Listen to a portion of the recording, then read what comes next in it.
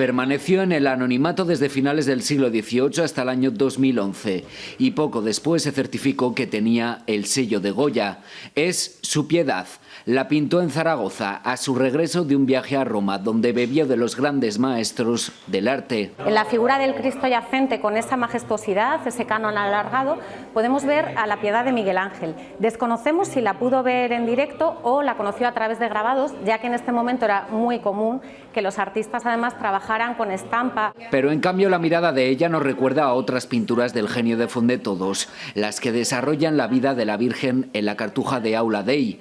No es casualidad que esta obra se exponga en este lugar. Para el Museo del Romanticismo es fundamental entender de dónde viene el arte de ese momento, y Goya es fundamental para esos pintores del primer romanticismo, del segundo romanticismo, que van a beber de la escuela de Goya. De momento podrá verse en esta sala hasta el 19 de mayo, aunque la idea es que termine aquí, en el oratorio del museo, dialogando con su San Gregorio Magno.